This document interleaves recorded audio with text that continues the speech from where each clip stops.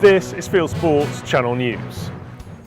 A new birthday picture of Princess Charlotte is a boost for Jack Pyke clothing. The 10-year-old daughter of the Prince and Princess of Wales is wearing a Jack Pyke Jr. jacket in English Oak Evolution camo, priced at £45.95. Jack Pyke reports that sales are up. The Countryside Alliance has launched an e-lobby on new shotgun rules. The government plans a consultation on what it calls aligning the controls on shotguns with other firearms, which could result in shotguns going on to firearm certificates. Shooting organisations believe that extra licensing is unnecessary and would be an administrative burden on police firearms licensing. Click to sign the e-lobby via the link below. We need you to lobby your MP to tell them the problem here isn't the law, it's the system, and that system needs changing. More than a dozen organisations have written to a Scottish college to support a gamekeeping course which is under threat. Groups including Scottish Land and Estates and the Heather Trust sent the letter to Scotland's Rural College to support the continuation of the HND Wildlife and Conservation Management course at SRUC Oatridge. As an ex-student of Borders College, I undertook a very similar course to this, and this really set me up for my career path in rural Scotland. I can't understate how valuable this course is.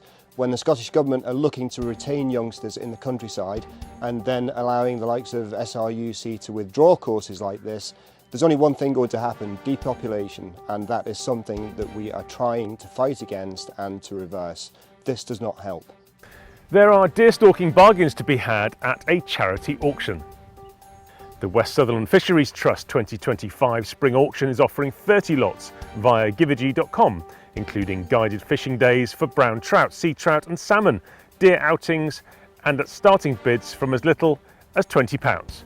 Link below. The Scottish conservation industry has had a £94,000 boost from the taxpayer to cull mink.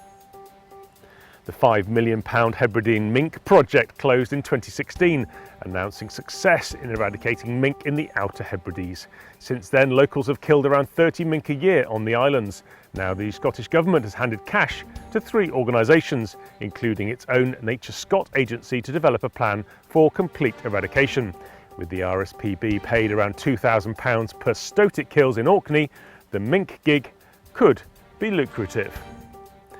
ISIS has claimed responsibility for an attack on a hunting camp in Mozambique that killed 2 people.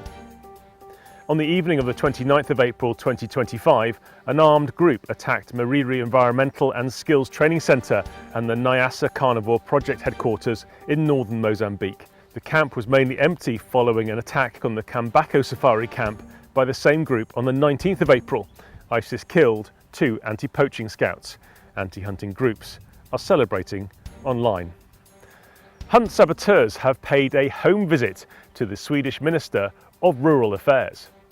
The group is protesting against wolf hunting licenses.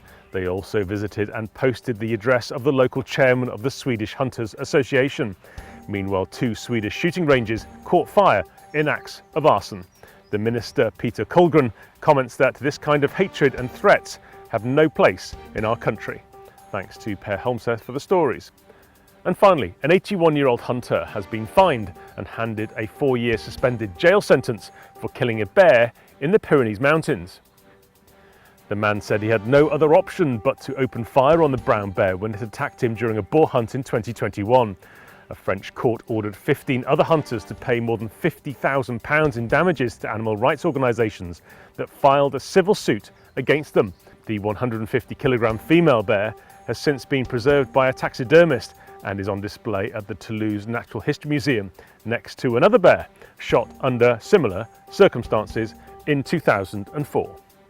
You are now up to date with Fieldsports Channel News. Stalking the stories, fishing for facts.